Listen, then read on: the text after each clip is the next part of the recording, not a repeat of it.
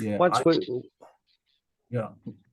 All I'm doing is, for the moment, I will record, but the minutes that May takes are the official minutes. Yeah. And I may end up, we may just want to be able to refer back to something in the recording that we thought we remembered or we thought we were supposed to do, and they may not show up in the minutes. But after a while, May's minutes, they're the official minutes, and I may end up destroying the recordings or just putting them aside somewhere where they can't be touched in the end. do we have access, Peter, to the recordings? I'm sorry? Do we have access to the recordings? I can give you access if you want. I'll put them Thanks. in a Dropbox thing and give you a link if you want. Oh, good man. Okay, thank you. At some point, I might tell you, look, guys, I'm going to destroy. Yeah, that's good. Yep. You know, legally, we may want to just stay with the minutes. We don't want people. Yep, 100%. I'll put that in, and May, if you could just make a note, I'll put it in a Dropbox, and then maybe we can just circulate it around to everybody. This is the recordings, and I've got last week's. They're pretty big. Now, let me just repeat what I said. I'm changing the agenda a little bit. I'm going to put the outlook at the very last item because it flows on well into next week if we have to do it into next week. And if we're running out of time, we can also eliminate it as well. So confidentiality agreement is the second last, and the Southern Chronics outlook is the last item. Okay. Let me just start off with May has done some work with reorganization of the documentation. And what I'd like May to do is just give us a brief summary, not necessarily the end result of it, but basically what she's doing, and maybe even some things that we're doing with the signing of agreements and things like that, because they'll come up maybe for more official approval later on. But for the moment, May, if you can just give us an idea as to what you're doing for reorganizing of the documentation. There's a lot of good work going on, let me say that too. Okay. The reason for needing to reorganise the records is that currently they're stored on Peter's personal Google Drive. So, of course, if anything happens to that, we lose access.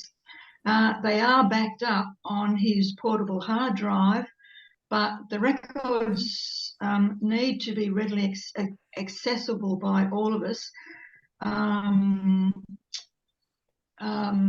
For instance, suppose we're in the middle of dealing with a client, we need to have ready access to the records.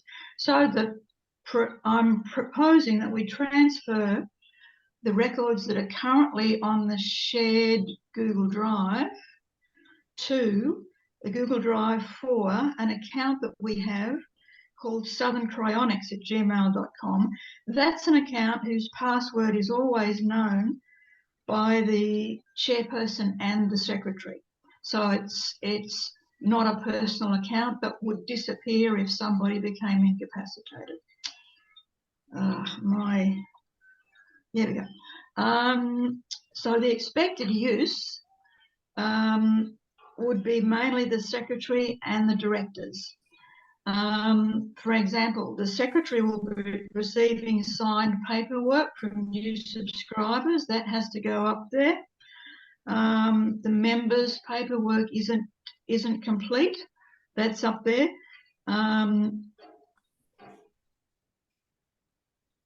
I've got a note, assuming Peter continues to handle the offline backup, that this is more reliable for passing on new paperwork than to sending emails which can be missed when we're busy. It's better to do it this way than just via emails. The directors need to approve new subscribers and associate members, so they'll be there in the Google Drive. You guys need to review planning proposals, and in some cases past records like regulatory records, accounts and whatnot. You'll need to collaborate on policy development. There can be agenda papers for various meetings. There could be restricted access to part of the shared drive by the office administrator, and both she and the facility caretaker may need to upload timesheets, again, to a restricted part of the Google Drive. Or there might be contracted partners who need similar restricted access. So I would like to group the records into several major categories, which are everything about strategic planning in one group with subfolders, then everything about the governance in a group with subfolders. Members have their own folder, subscribers have their own folder, accounts is another area, plant and equipment would be another area, and then human resources, like things about the facility caretaker, the office admin, and perhaps any volunteers who are doing things for us. It'll be the time frame. It'll be a slow process. Because it'll depend on my other responsibilities.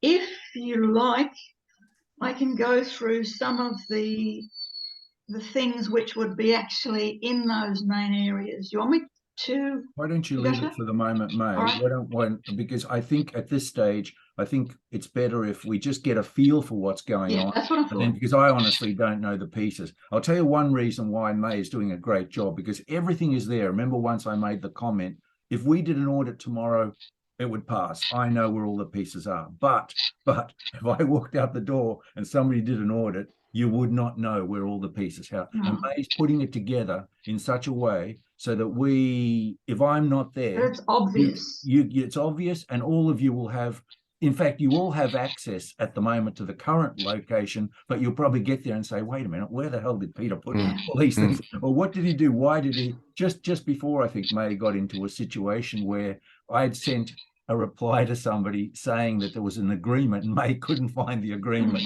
And I could find it, of course, because I know where I put most things, but May was saying, I need to reply to this person. Where is this agreement, etc.? So we will set it up in a way, or at least May will set it up in a way that so it is obvious exactly what she says, and you will have access. Can I just stop for a second? Graham, do you have a Gmail account at all? Did Roy, not Roy, the only reason I say that is because I can give you access to the current thing as well as getting access to the later one at some later stage. George has access, Roy has access, May has access to the current where it's sitting. It's a mess, but at least you do have access. If you can send me a Gmail account, I think that would give me the ability to give you access to that thing as well. So I know your current one would be difficult for me to do. It may work, but I don't know. So okay, yep. And I think, as I said, May, when we get it all sorted out, you might have to send something out to us and structure it and that, because just imagining it in my head is tough enough, trying to see it now. So that's basically that. Can you just say something that you're also working, we'll make a formal proposal, but you're also working with DocuSign. You've done a lot of work under the free DocuSign, the 1 month free to get. DocuSign is electronic signing.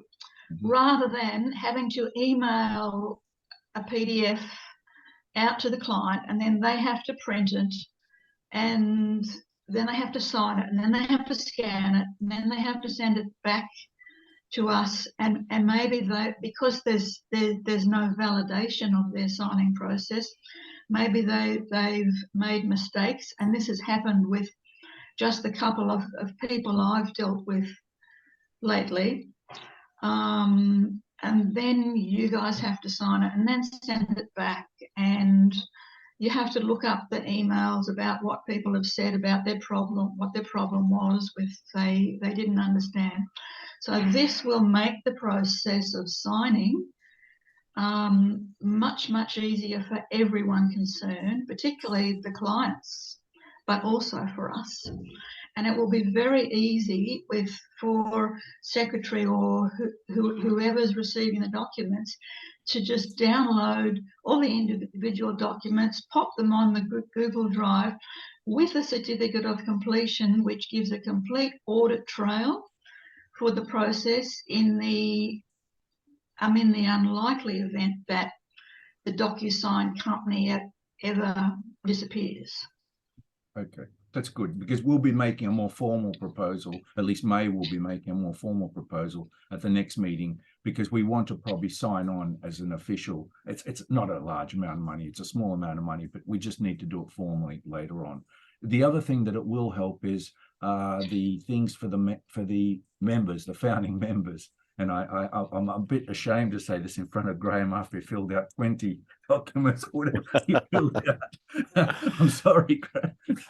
But, you know, for all the people that he got involved with, but basically it would make that process a lot simpler. You could just sign off and get a few things done. But let's not go into it all now. It would also, a lot of people might be a lot happier with digital signing than having their actual signature stored where it can be copied and But used anyway, maliciously. So that's good. And in the next meeting, most likely we will have more on the structure. We may send out the structure, or when I say may send out the structure beforehand. We don't need to review the structure of the meeting other than maybe just comment on what we've seen, and then also discuss the DocuSign, the more official process for DocuSign. Okay, that's all right, mate? Yes, thanks. Yeah, great. By the way, that's a very good job. There's a lot of time spent there because Peter, I'll talk as Peter is in the third person or whatever at the moment. He set everything up, but I tell you what, it wasn't exactly intuitive for everybody else. So, and that's understandable because you were just dealing with lots of other things and you just had to store them. Yeah. But anyway, as I said, if an audit came, we could do it, but it wouldn't work if I wasn't there. So this will put us in a position where we are auditable. By the way, just on audits, as a company limited by guarantee, because of our size, we are not subject to yearly audits. If we were to hit a much larger size, we are subject to yearly audits. However, any member can ask for an audit to be done, and then we would have to comply with audit. We're at the level where we're sort of not too small, but big enough for any member to actually ask. If they want an audit, we probably would have to, well, I think we do have to legally comply with an audit, if that's the case. Now, I think all the members are very happy with what we're doing. There's no problem. We show our accounts at the right times. They don't attend the meetings, the yearly meetings, which I'm sure the level of interest, but basically that would be the ruling. We do not have to do an audit unless requested by a member to do so. Just to let you know some background as to what limited by guarantee companies do. The next item is to do with the media, and that's going to sort of run in with the dry run at the facility. The media is basically been going like it has been going. I've been doing a whole lot of these. Most of them have been pods. What do you call them? The ones where you speak, and they're a bit long. Podcasts? Yeah, podcasts. That's them. Yeah, I've even forgotten what they are. I've done so many, I'm getting blurred with them.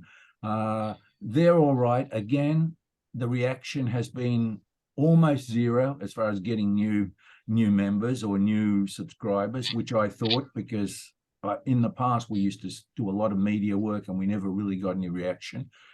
I did get one person, two people may be interested. I don't know whether they got it from the media, but they haven't come back to me yet. And I am talking to somebody tomorrow, but the person I'm talking tomorrow is somebody from the past. It was all before this activity here.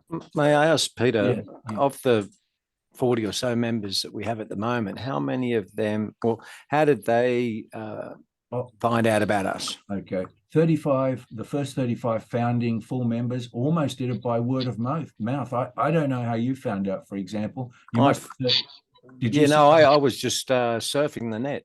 Yeah, okay. That's what most of them, or they knew somebody who knew somebody. Right. You know, it would sort of be word of mouth, or people interested in cryonics would turn around and say on their own internal net things that there's this new organization started, etc., etc. And we got them that way. Nobody came by telling me, you know what, I saw that Channel 7, whatever it is, and I came on because of that. Nobody that I know of anyway. And that's the founding full members. That's 35 of them, and the subsequent subscribers are also the same. Nobody said that they saw me because basically the subscribers were people who had thought I didn't have the 50,000, 70,000 up front, but I'll wait till you get started and I'll do it through a life insurance policy. Many of them had contacted me in the past and said, look, I'll wait till you really get going, then I'll go through a life insurance policy process. But nobody has come through on the basis of what we're, through the media. But again, I keep wanting to say, I stress, it's important to keep the media happy. I'm almost sure if I started refusing interviews, they'd start delving into us and finding negative things to do. So I still say, if you have to talk to them, you do, even if, like me, you bungle your way through the interviews or whatever it is. It's fine, doesn't matter. Okay, at the facility, and as I said, that's the media. That's basically what's happening with the media. We do have, and this will just phase into the next item, the dry run at the facility, but we do have a group. The BBC is doing a documentary, a sort of a documentary for SBS television. It's a program for them. They're doing it on death and dying, I think. And they want to be, I may have mentioned it, they want to be at the facility in the second half of July and filming it there. They have offered to try to find a dummy. I may have mentioned this last time, but to try to find a military dummy, they said, for us to use during this dry run. Basically, they looked at one, they said it was too expensive at $6,000, but the person said, look, I may be able to get a second-hand one, and that's where it's at the moment. Is it possible to, I'd really like to do a dry run with Phil and myself first. We would not lower you into that, is that container. There is no way I would lower you into that container. But one possibility. No, with a mannequin, with a dummy. Yeah. I before the media gets there, can we do a dry run? Yeah, we could. In other words, can we get that that mannequin or dummy a few days beforehand? We'll see. I'll have to check with them. The other thing, this may answer your question in a different way. If we can't get it, we're thinking of also buying a store dummy, one of these store mannequins. And Phil says he can find one for about $40. The weight is about $40. Yeah, but how will it behave in the liquid nitrogen? Do we know? No, we won't be in liquid nitrogen, you see. Oh, I see. All of the liquid nitrogen is almost evaporated out. Now, there may be a little. Oh, I see. All right. No, I thought we were going to put it in the cool box through the whole process. We won't. We're not going to go through that part of the process. Okay. That's a 4-day process, 3-day process, and of course, obviously a dummy has no meaning going through that process. Yeah. We have already tested the cooling box going through quite a few days, and we know what the graphs are and all this. What we really need to do is say, here is a dummy as though it's arriving in a Ziegler box, and we have a Ziegler box there. How do we lift it out? How do we put it in the cooling box? From the cooling box, how do we then lift it out and put it into the sleeping bag? Do we start having to break an arm off or something? Oh, that's exactly the point, Peter, is that I wanted to get something that weighed the weight of a person. Yeah. Because I've noticed with the first pod we did, the orientation of the strapping won't work. So I've modified that in V2. Fantastic, yeah. But it really would be good to get a mannequin or a dummy that has 70, 80 kilos, 100 kilos in it. We can add. The store mannequin won't be that heavy. I know, I understand that. Yeah, that's. It'll get the geometry right, but you can put stuff inside it. Oh, maybe, yeah, that's good. We can maybe put something in, but I'm not. We'll see, because basically the whole thing's going to then be wrapped in a sleeping bag. Yeah. And really, to me, what I'm interested in seeing is once you wrap it in the sleeping bag, does the thing actually lower into the DWAR in a way that allows another 3 to go in as well? Or does it push against it and you have to, because don't forget, it will be easy for us because it's empty. But if you're lowering in the liquid nitrogen, you can't sort of put your hand in. No, that's right. That's right. Yeah. It's got to go in just right. And to me, it's the bulk, which is the most critical thing here, not necessarily the weight, because the weight can be, a lot of people who pass away can be something like 40 kilos. They can be very light. But the thing is, Peter, when I've been thinking about it, is as you lay them in horizontally, as you turn them, gravity, until you get them in the liquid, is going to be moving that body's going to want to fall down, isn't it? Right. Well, so we need to suspend that. So I'm putting a lifting hook at the top. Yeah. But yeah, I think if we can get something.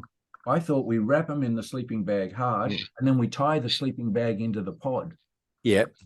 Yeah. But what I did at the moment is I just did that horizontally, right? At the moment with the new pod, it's got like straps for, when you. Even better. Yeah, even better. That's why it'd be nice to do a run with I think it's important we do a run with a. What I'm thinking is we could probably all show up there on a, just pick a date on a Tuesday, do the run on the Wednesday. Do a dry run on the Tuesday or whatever. Just our own.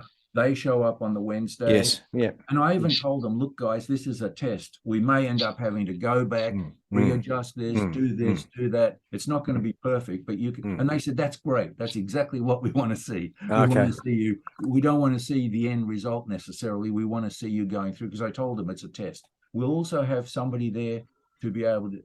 We want to do the ground, and I shouldn't get into all the detail now, but all the ground we want to clean up and put that layer. I've forgotten what it is that Phil is going to do. He's going to put a special layer on the ground. The guy's going to be there to quote for it, not to do it, but to quote for it. I wanted him to be there during the TV media stuff, because I don't want them to think this is just a crappy old shed or something, that we're in the process of doing something. And I want to get that message to them, that we are in the process of really making it look a little bit more clinical, if you could put those words to it. And that we may not do it, but when they're filming, we can say that, and it'll look good with those. And there's a few other things I want to show them while we're doing it. And also, of course, our own documentary people, forgotten the name of the group, will be there as well, filming the filming. And another group wants to join us. 60 Minutes wants to join us at that time too. Wow. Okay. But I'm not sure, because I don't think the see, I don't care, and maybe the documentary people, but I'm pretty sure that the SBS BBC people don't want another TV, proper TV crew there. Okay. I'm not worried as long as they do not show it before next year or before the end of the year. I do not want it, and I've made that clear to them. I don't want them to show it the next day at the morning news. Here's what it looks like. Okay, let me move on from that. That moved, actually, we did the dry run at the facility as well. We covered the media, and one just segued into the other because it's involved. Now, we don't have Roy. Do we have a date for that dry run? No, we don't. I'm waiting. Actually, I should have asked. That's only the pods. That's the critical thing, because if we don't have the pods, I know. I'm trying desperately to get it. Okay. In fact, you're setting the date, in a sense. You're setting the date. Oh, okay. If I know the date for the pods, I'll go back to the BBC SBS and tell them that's the date we're going to be there. And if that's the date, everybody will just work around that date. But can that be early August, or it has to be that? It doesn't. Well, BBC SBS wanted to film it second half of July. That's when they're filming. But if I went back and said 2nd of August, I have a feeling I've got some leeway. And if they don't like it, I'll go to 60 Minutes. But it's only, I'm trying to chase the pods up. Look, it's only 3 weeks away, or what is it? 4 weeks away. Yeah. Okay. I'll get that done, Peter. It's one. Now, again, they've got to work on our time. We're not going to hurry something up, make a mess of it, just for these, because as I've always said, they are useless to us other than keeping them happy. That's all that they benefit to us. So if I said it's 2nd of August and they said we can't do it, fine. Okay. We still have the documentary, we still have that, and I'm sure 60 Minutes will jump in and say, yes, we can do it. The only advantage of SBS is they've offered to pay for something. Fine. I'll try to get it done. Again, work mid-July. Our schedule, not theirs. Work within our schedule, not their schedule. We covered that. Okay, we haven't got Roy here for the confidentiality agreement. I don't see him anywhere. I assume he's not on. No, we haven't got him for the confidentiality. I prefer it if he did it. I do have a few, and this is going to be my intro to Roy, that basically, to be honest, I've been retired now for more than 15 years. And in my day, we didn't really do confidentiality agreements to this extent. Maybe if there was a real major, I've been mostly international. Maybe if there was a major project going on, we might have done them. But we don't normally do these, so I'm not as familiar with them. So I was going to let Roy explain it all. And then I had a few questions, but they were more general questions. They weren't specific. So what we might do is leave it for now if Roy's not here. If he gets back a little bit later, yes. If not, we'll put it on to the next meeting, the next agenda. Because I don't know enough about it to talk about it, and and that. So I've got a few comments, but they'll be after Roy talks about it. So let me just see how we're going for time. Yeah, that's all right. Then having shifted the thing around, I'll shift back again. and put some of the Outlook stuff out for you. But I won't get into detail because, as I had mentioned, perhaps this is something that you could either spend weeks and weeks discussing, and Graham, there may be areas that I would like to discuss with you separately because they more fit into your area. George has already sort of been involved in some of this, but some of his engineering sort of related stuff to do with liquid nitrogen, which, you know, that's a world on its own, which I will discuss with you. But we can do that as part of a sort of a handover on some of these engineering type things as well. But let me just put up something, if I can do this without completely destroying what we've got. I think I can share screen. Is that the one?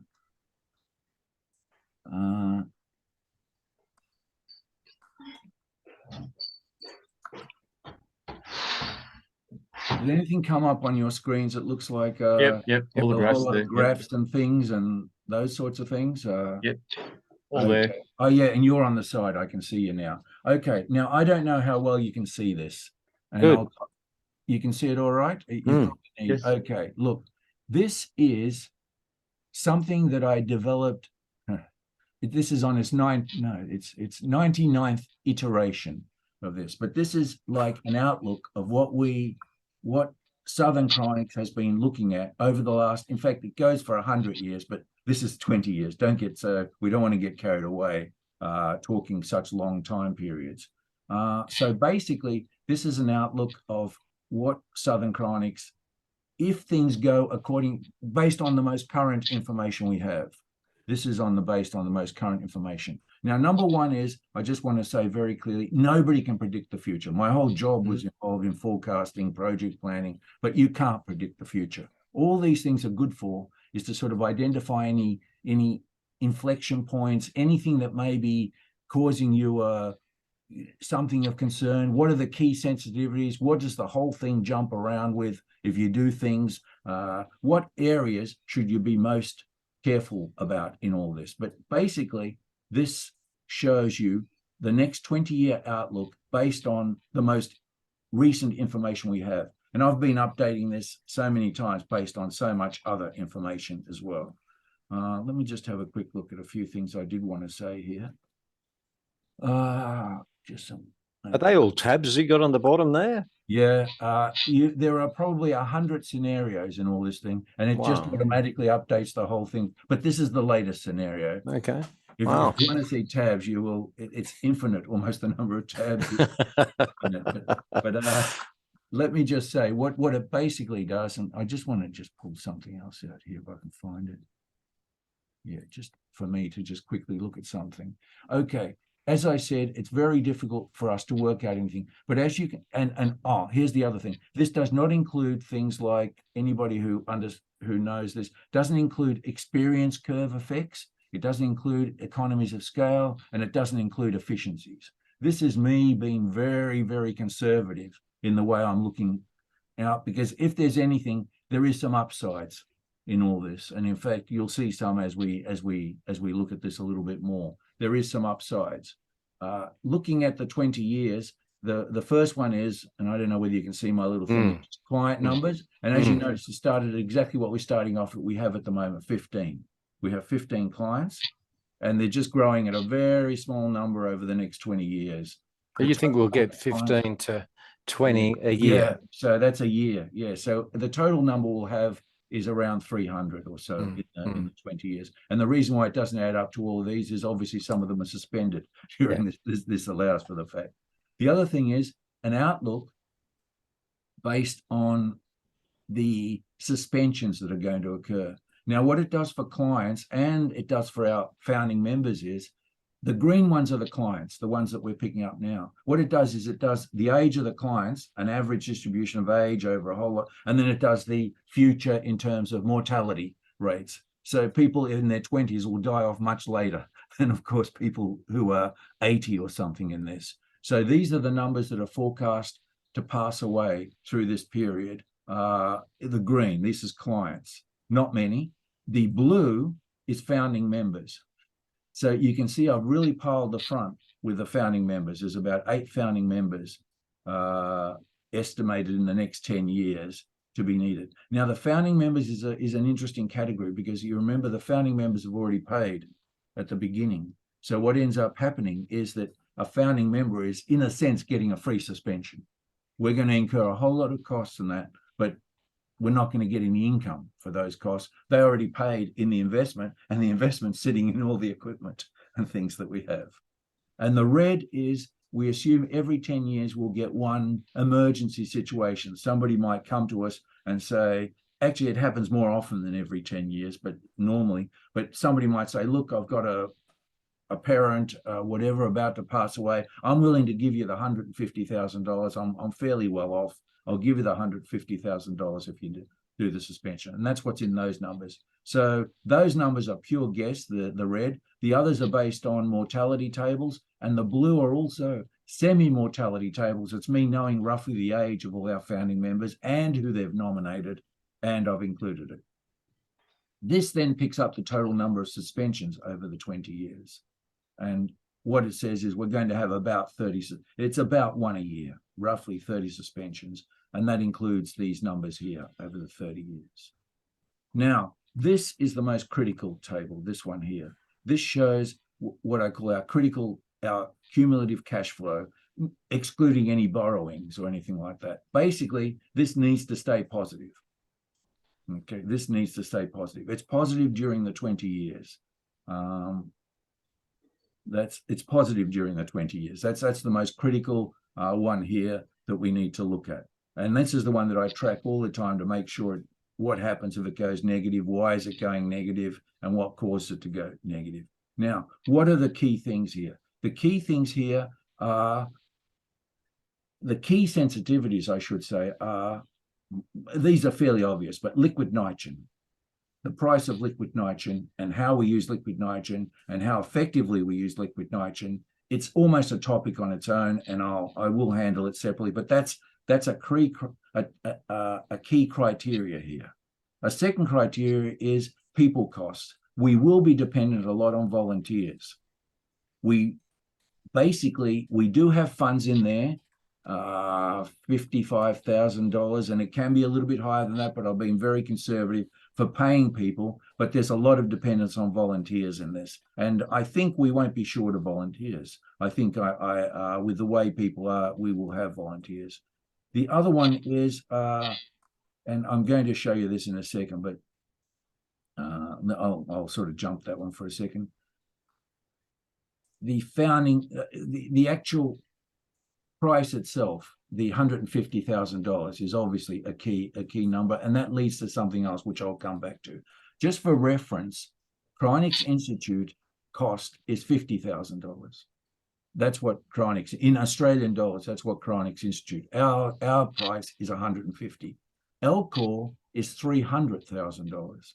Within LCOR's cost, there's also stabilization, etc., which is not in our cost, and neither is it in Cryonics Institute cost.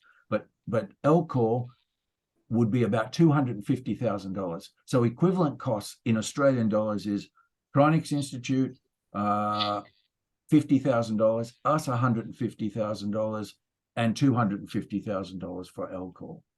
Now, Cryonics Institute is really run efficiently. They're a very efficient organization, and they also depend a lot on volunteers as well. And LCOR is a lot less efficient in how they work things. They have a lot of paid people and they do things, but they obviously charge a lot, and they also have quite a few members in their group. They have almost the equivalent number of members of what Cryonics Institute have. Ours is 150,000. Now, what I'm going to do is just going to shift a little bit on another page here. These are the same graphs you were looking at before. These are the same graphs. And you'll see client numbers that I had here, and this important one is, the very important one is the cash flow over the years. What year are we on now, Peter? We're on year zero. Are we? As we speak now, are we? Right when we started, that became year zero. Right. Now, I must say, I lagged a little bit because I didn't expect to get any clients. So we've gotten a few more clients than what this says. This had assumed year one we would get 0 clients, but we actually have got some clients. So this is a little bit, everything here is hopefully fairly conservative. I'm hoping it's conservative. But now we're running at about year 0. We have about those sorts of funds now. That's about those sorts of assets, I would have to say, because our funding now, I think, is closer to this. Yeah, our actual cash in bank is closer to this number here. So this started at year 0, but we're at year 1 now. We're at year, and it goes up to year 20. Now I'm going to make a change here, which will cause your eyes to pop, and then that's what happens if we go 30 years out. Now, this says that it drops below the 0 point in 30 years. There's a big assumption here, and that is what the price is. This assumes that people come in grandfathered.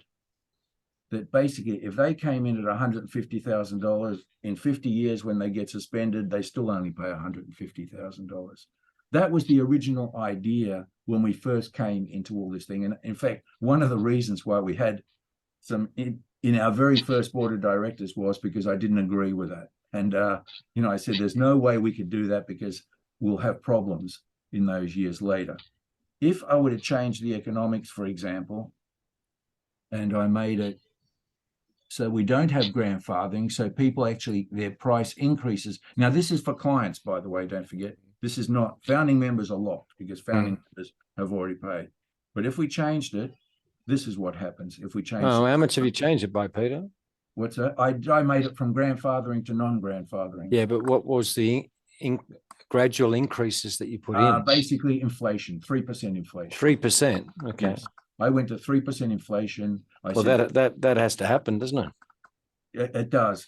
Now, there is an issue, and when we get to the agreements, you'll see the issue is that in Australia, you can't change the prices.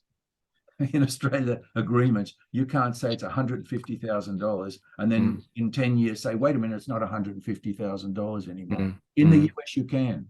Right. It's one of the issues. When we got the US agreements, I said, just do it this way. That's fine. And they couldn't do it in Australia.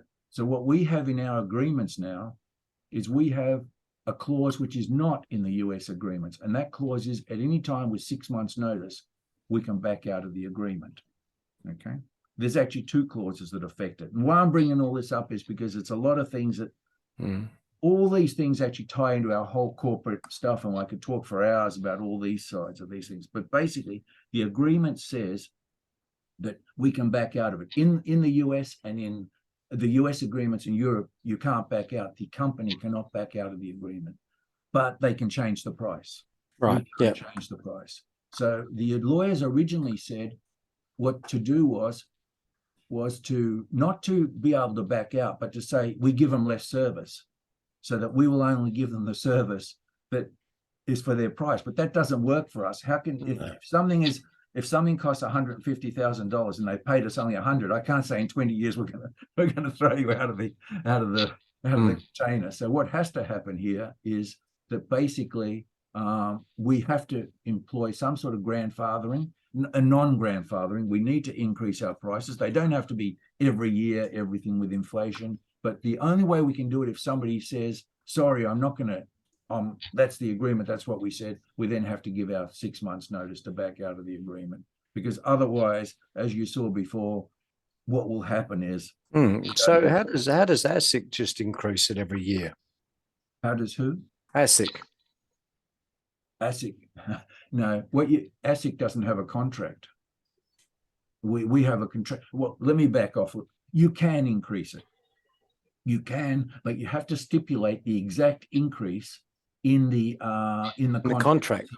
You have to say. Then, like when you do a lease, I'm sorry to butt in, but when I do a long-term lease, Peter, you've got in there, you can have 2 options. You can have 3% fixed over the period, or you can have tagged to CPI. Yes, we said I didn't like the idea of that because our cost could have been lower than CPI because I haven't included a lot of efficiencies in here. I haven't included a lot of things. Our costs should be more, and I don't think our members should have to cover costs that aren't really in the system. So what I wanted was to be able, more LCOR's model. LCOR basically says after 5 years, they review everything and they say, sorry, the new contract is equal to whatever the new one is. And that's what I think we would have to do, because we might decide not to change for 10 years. I mean, if things look pretty good and we're able to implement some of the efficiencies that I hope we can, we'll learn a lot, because at the moment we're making some mistakes which cost us money, of course, because we're very new to this. And when we turn to liquid nitrogen, we'll talk about that. But basically, I didn't like the idea of that. It doesn't necessarily mean that we can't change it. We can make all future contracts if you want. It's basically, I'm leaving it because this is, how can I say it? I'm doing it the way I thought we would do it, based on what's happening overseas, based on all that. But the board can decide, no, we don't like that. From now on, let's change the contracts to have 3% or pick a number, you know, inflation, historical CPI, et cetera, et cetera. It makes it a little bit tough, because some of the issues, because people take out life insurance policies, and it's better if you hit them every 10 years with something rather than every year, telling them that, wait a minute, you have to up your life insurance policy by this, or take out one that allows for 10 years worth. It gets complex to do. But again, as I said, we are not locked into this. We're locked into, I think we have 5 or 6 agreements, which we could easily handle if the board itself decided they wanted. Well, that's a really important point. I think it's got to be addressed, because you've got to keep this cash positive. Yes, agreed. Otherwise, the whole thing falls over. You know? Exactly. And that's why I wanted to show you that table and show you one way versus the other way. Because again, this was a big contentious point with our first board. Our first board, many, many years ago, wanted to keep it locked, grandfathering, what it's called, grandfathering. They wanted us to be, and I kept saying, because they kept saying, look, in the next 5, 10, whatever years, we're pretty good. But I kept saying, look at the long-term future. And by the way, nobody can pick the future. I'm just saying this is a very key sensitivity point in this. And I'm very happy if we let's all address it. It's no hurry. I mean, it doesn't have to be addressed tomorrow, but the more contracts that we sign, the more get. But again, don't forget, any contract now, we can just go to the person and say, we want to increase it by the 150 is now 160. And if you don't like it, we just have to tell them, sorry, we cancel the contract, which that's why. What happens then? You give the money back? There's no money, you see. Oh, I see. Okay. Life insurance policy. I see. See, that's the beauty of all this thing. It's basically based on life insurance. But even life insurance, Peter, when you take out life insurance, your premiums go up depending on your age. Yes, it's a variable that's known at the start of the contract. I know, and but that's not the payout. The premiums do, but not the premiums do. I know. Yeah, exactly. The payout doesn't. But the payout doesn't. Yeah. The premium. Everybody's aware that the cost of stuff goes up. Yeah, I know, but and I have no problem with that. And most people will say, look, as long as I know what it is when I enter the contract, it's not.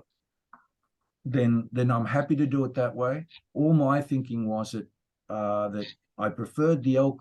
By the way, Chronics Institute hasn't changed. They've been the same price for about 40 years. Really? Okay. Yes, interesting. Yes. Because they've implemented, what they've done is, as things became, it's all those things I talked about. They implemented efficiencies. We have so many efficiencies. We're using 4 people cryostats. If we have 6 people cryostats, which you can put in here, you notice the graph shift very quickly. So there's a lot of efficiencies you can apply here. And I still think, and again, I'm open, because it's not going to be me who's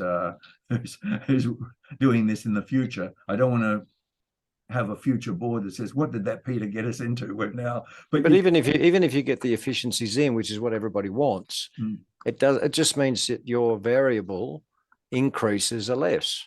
But the point that it's a variable has to be somewhere in there, I think. Yeah, but with efficiency, what the idea though is with the contract, if you say 3% increase, even if we got efficiencies and all our costs went down, the cost still goes up 3%, unless we really. No. What I'm saying, sorry. Yeah, go ahead. There's a variable of whether it's 3%, 0%, 5%. That's variable. Like let's say you do a rental agreement, 5 + 5 + 5.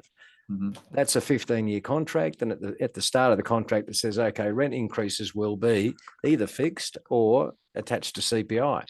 Yes. So it's a variable, and if we get more efficiencies, maybe we can say, okay, it's 2% this year or it's nothing next year. That's what CPI happens. We really can't. Strictly speaking, we can't do it that way. Right. Okay. All we can do is say, if it's just very simply, if it's let's say we say it's 3% a year. Yeah. We guess what the CPI will be. Yeah. Well, that's it. It's 3% a year, unless we renegotiate the agreement with them. You see, in a rental one, you have 2 + 2 + 2, and you can always renegotiate. But we have one that runs for 70 years. Yeah. And, you know, Yeah. and strictly speaking, unless you stop it and renegotiate it, Mm. you can't. It was a hassle, honestly. This I was see. a real Okay. issue when I was doing the agreements. I was fighting one way in my mind and another way. I did it this way, but I knew there'd be a whole lot of other group looking at it at some point in time, and you have time. But what happens when you get to 50 years out? There's already 30 people suspended, and we've run out of money. Oh yes, I know. No, that's why I'm bringing it up now. That something has to be addressed. Yeah, well, we want to see what happens. Peter, I don't ever want to show you. You know? Peter, just in case I'm missing the point here, indexing is one option. Hmm. What was the option you're thinking of? Just tell me bluntly, the one that you thought of, not indexing, but saying the contract is null and void, or what?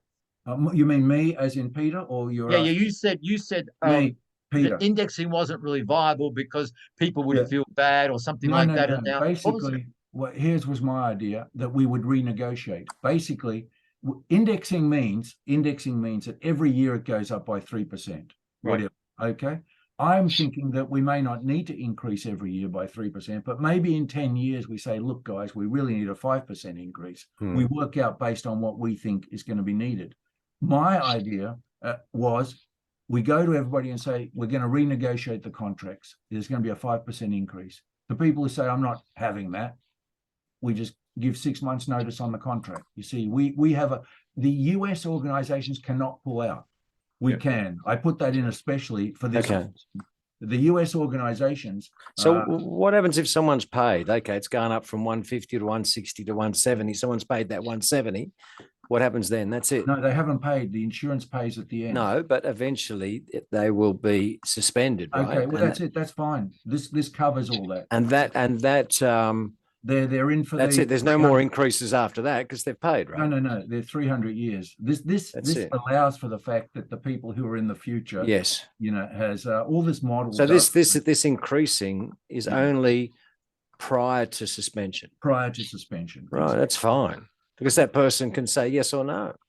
Yeah, and it's their decision basically, and they can make that decision. Yeah. Would you include in that contract though that there will be a review after 10 years? Can you hit me again with a yes or no? Are you saying that the agreement we have an indexing in it, or the agreement we do it the way I just did it, where we go to them and say, because that's yes or no, we can go to them and say, look, guys, 10 years have passed. Our costs have we really need 10% increase. It would be with indexing 30%, but it would be 3%. In our contract, the way it is, we only ask for 10%. I'm closer to the CI model in this one. And therefore, if they don't want it, we tell them, sorry, guys, we're cancelling the contract. So which one were you asking the question on? I want to be sure I understand.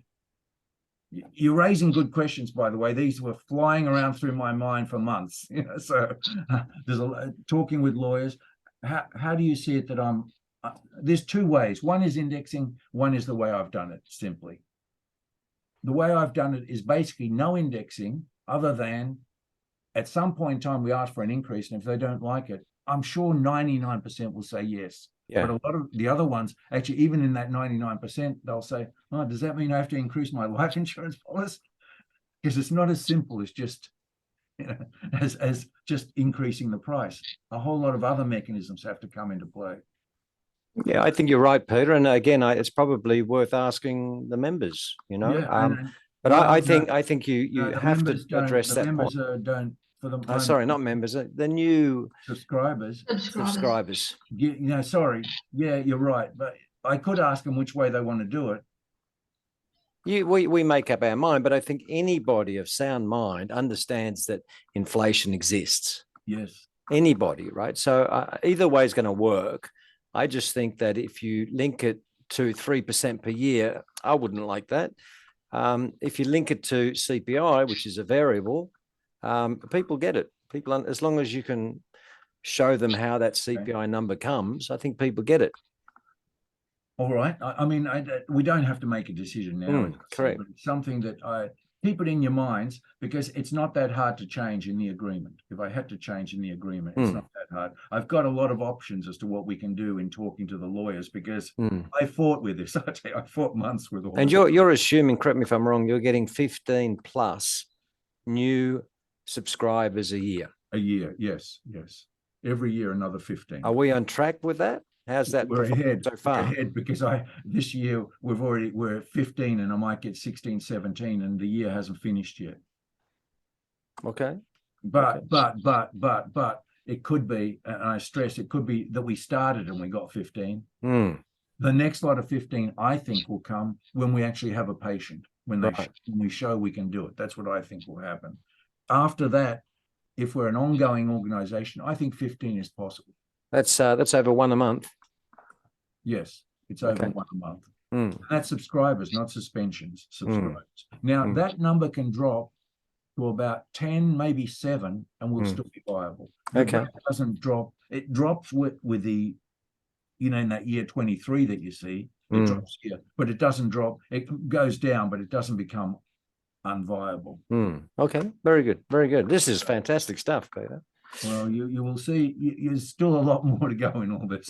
But anyway, we can run this model backwards and forwards, and it gives us an idea. As I said, liquid nitrogen's another key point that we have to talk about, because there's a whole, but not today. Grandfathering we talked about. People cost, we need volunteers, as I said. And also another thing, and why Cryonics Institute and Elcor are quite profitable. This assumes almost zero in that, but they get a lot of bequeaths from members. When somebody passes away, not only do they get the fee, but they also get another 100,000. Or somebody says, the family might say, look, we're all going to be in there. Here's $5 million, which we will probably not be in that bracket, but a lot of people do that. So they get a lot of funding. Yeah. The 40,000, 50,000 that I mentioned for Cryonics Institute does not pick up the scope of all the other things they get on top of that, in this thing. So, so that's something that is not included in here as well, which obviously would boost us a lot if it was, but you can't tell. You can't tell how many people are going to be giving that sort of money into these things. So I've taken the most conservative case to make sure that everything. You will break it into two categories, I think, Peter. Those that can afford it and those that can't.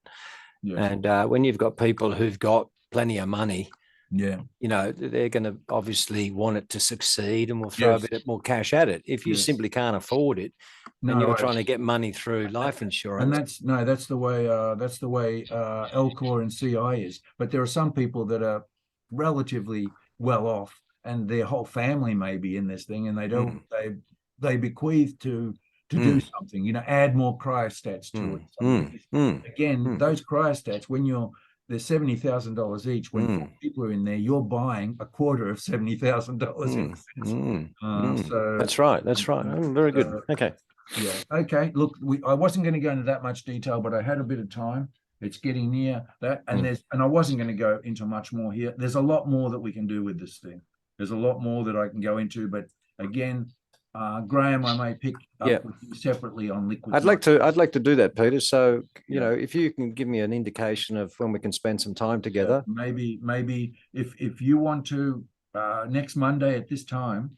Does that work for you? So we can. Sure. We won't be having this meeting, but maybe we can do it. If the others want to join in, it's fine. But it's not a meeting. It's just you and me talking. Wonderful. Yeah. No, I'd like technical. And if anybody's hair isn't white like my hair is white, it'll become whiter after you hear what happens with things with liquid nitrogen. And again, all this is things that we've learned that we would not have known. There's so much involved in here, but I want to pass as much over as what I can, because actually I'm looking over there because that's where you are on my screen. That's why I look over there. Okay, let me any other questions on this? I wasn't going to go into a lot of detail.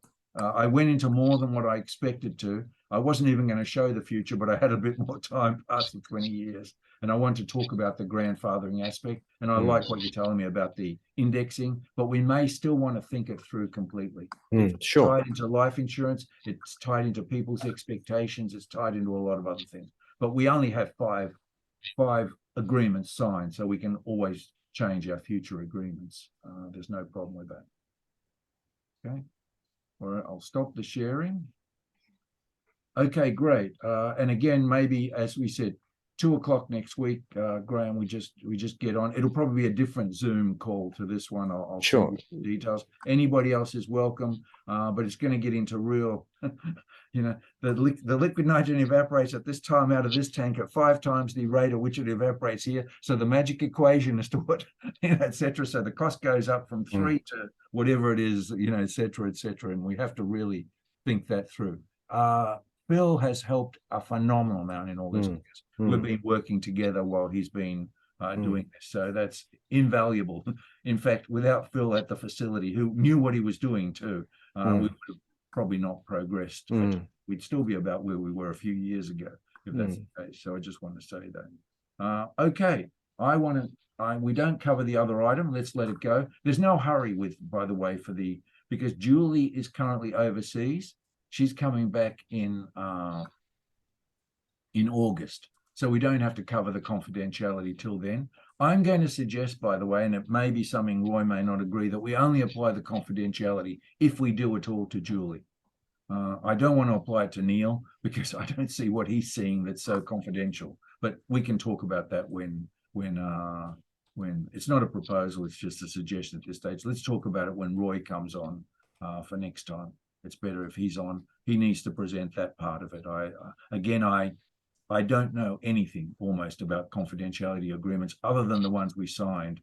In fact, this one looks like one we would have signed for $100 million project or something. So, but I'll let Roy pick up on that. Okay, then, guys. Thank you very much. Is there anything else anybody wants to add at the end or anything like that? I'd like to say thanks, May.